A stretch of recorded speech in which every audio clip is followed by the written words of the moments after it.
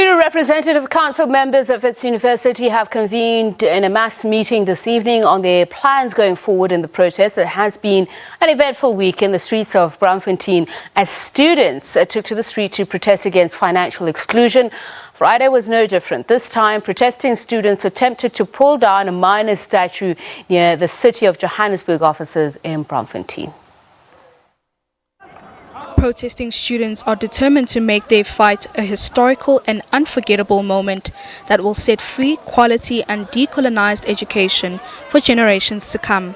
They returned to the streets of Braamfontein, where attempts were made to pull down this statue, reminiscent of the Rhodes Must Fall movement in 2015, which campaigned for the removal of the University of Cape Town's Cecil Rhodes statue.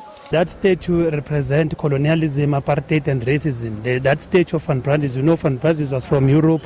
He came here to do his own thing, to colonize our people, enslave them, steal our mineral resources and take them back to Europe and create jobs in Europe. So we have many heroes and heroines in this country.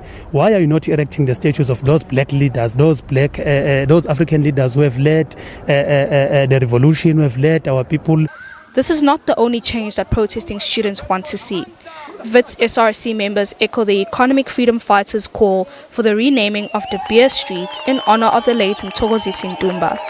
They also dismiss criticism that this undermines the true cause of their fight. We are under a very dark cloud and we continue to soldier on. But what is important at this point in time is to say the SRC is behind the call that is being raised by student activists to say the De Beer Street must be renamed after Mthokozisi Ntumba because his life cannot go in vain.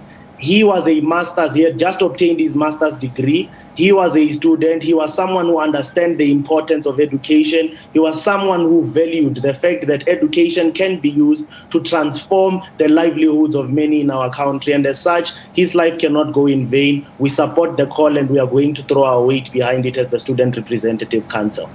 The university refutes claims that 7 of its students were suspended from the institution for their participation in this week's protests. As classes continue amidst the turmoil, the SRC urges the government to meet their demands and for institutions to extend their registration process for those who were excluded. We want government and management to meet our demands as soon as possible because as I'm talking to you, the online classes are taking place and some students who are not registered are not able to access those classes, but then they will be expected to compete with the same students who are already attending those classes. There are many political organizations and clubs and societies that have joined this mass meeting because we are all affected by this, but we won't politicize it. We'll just say it's students, VET students meeting here in Sati, but we also urge other students from different campuses across the country to join this march or this protest. WITS SRC members say they have pledged funds to offer the family of the late Mthokozisi Ntumba and plan to make a visit and pay their respects soon. The University of Cape Town says it has set aside 30 million rand to assist students with historical debt. A group of students, including SRC members, protested at the university's middle campus. Their demands include that no students must be barred from registering for the 2021 academic year and accommodation shortages to be addressed. On Friday morning, around 200 students marched on the Kramer building. It houses, among others, student finances offices. Students say they will occupy the building until management addresses them. The protest is also in solidarity with WITS students. We want to demand that 10A opens up for postgraduates to apply for funding. Secondly, all first years with academic offers must also get rates offers and come back to rates. And then thirdly, we all want you in the university to register and be not financially excluded or academically excluded in the institution. The SRC says around 2,500 students could be excluded from their studies because of historical debt. The management must even offer those residences to the students so that they can come and do online learning, at least here in the comfort of having access to Wi-Fi and food and whatnot. The NSFAS has not issued allowances. There are students who are being financially excluded, around 2.5 students being excluded, 1.655 fees because of historic debt. UCT says the protest action is unnecessary as no students will be unfairly prevented from registering. It says student debt stands at 88 million rand from 1,655 students with historic debt. In February, UCT put out an open call for any student with historic debt to apply through the annual financial aid appeals process. UCT has set aside around 30 million for this purpose. Any student who is academically and financially eligible at UCT should and must have been assisted through this process. The pending NSFAS outcomes, however, do not necessarily prohibit students from registering for this academic year. UCT does not charge any registration fee. Students can therefore register without having to make any payment, including the minimum initial payment if they are awaiting NSFAS outcomes. The protesters made their way to the Vice-Chancellor's home to demand a meeting, but to no avail. A heap of pizza boxes was set alight in the main road, but there were no other disruptions. Mariska Botha, SABC News, Cape Town.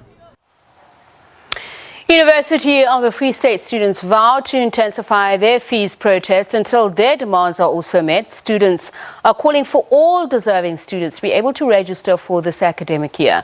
24 of those who were arrested for contravening Gathering Act have been released on free bail and warning. The students were arrested during a protest on Thursday after they blockaded the busy Nelson Mandela Drive near the campus. Students chanting and singing slogan songs outside Bloemfontein Magistrates Court. They demand access to education for all deserving students.